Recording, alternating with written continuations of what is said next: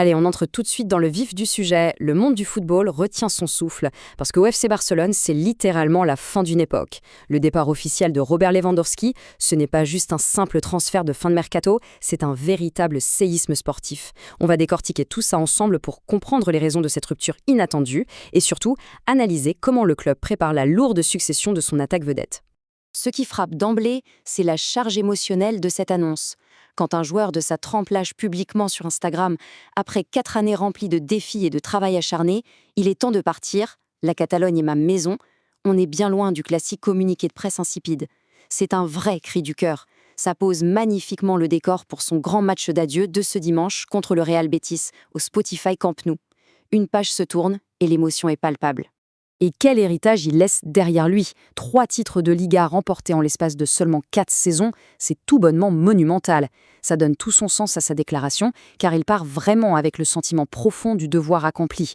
Il a d'ailleurs souligné que c'est le président Laporta qui lui a offert l'opportunité de vivre les plus beaux chapitres de sa carrière en contribuant largement à remettre le Barça à sa juste place sur l'échiquier européen. Rien que ça. Mais alors, quel a été l'élément déclencheur? Voyons ça dans notre première partie, la fameuse réunion décisive avec Hansi Flick. Voilà le nœud du problème, le décalage absolu. En fait, avant même que cette fameuse réunion de samedi n'ait lieu, un départ était quasiment acté à 95%. D'un côté, on a ce buteur de 37 ans, un rock physiquement, qui veut absolument rester le patron incontesté sur le terrain et jouer le maximum de minutes. Et de l'autre, bien la vision stricte de Hansi Flick. Le nouveau coach ne conçoit pour le vétéran qu'un simple rôle de rotation, avec un temps de jeu considérablement réduit. C'est le choc inévitable de 2 réalités totalement incompatibles. Ce qui nous amène logiquement à la suite de cette histoire. Chapitre 2, le prochain défi et les offres mondiales. Et autant dire que les prétendants se bousculent au portillon pour l'accueillir.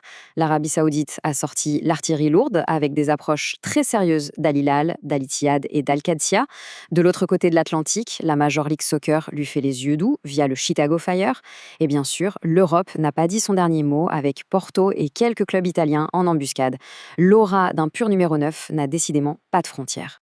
Passons au point crucial pour l'avenir du club, notre troisième partie. Le plan de succession.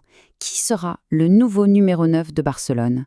S'il y a eu des bruits de couloir avec des noms comme João Pedro sur la liste des potentiels, une cible bien plus précise semble désormais se détacher du lot.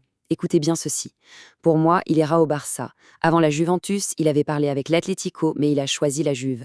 Boum! Cette déclaration choc ne sort pas de nulle part. Ce sont les mots de Dusan Ilić, l'ancien préparateur physique d'un certain Dusan Vlahovic. Ça donne un poids immense aux rumeurs qui font de la star de la Juve le successeur idéalement ciblé par la direction catalane. Et la pièce maîtresse du puzzle pour rendre ça possible, c'est ce chiffre, 2026. La logique financière derrière tout ça est absolument redoutable. Le contrat de Vlahovic avec Turin expire exactement au même moment que l'aurait fait celui de Lewandowski, c'est-à-dire en juin 2026. Ça veut dire que le Barça a l'opportunité en or de sécuriser un attaquant d'élite sur un transfert libre.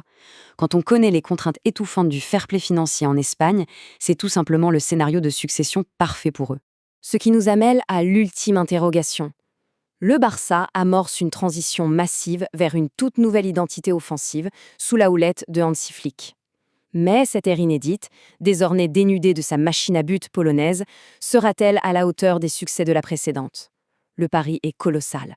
Ce qui est certain, c'est que l'été s'annonce bouillant en Catalogne et que la suite de cette immense reconstruction sera absolument fascinante à observer. Alors, ce fameux coup de poker tactique sera-t-il finalement payant? L'avenir nous le dira.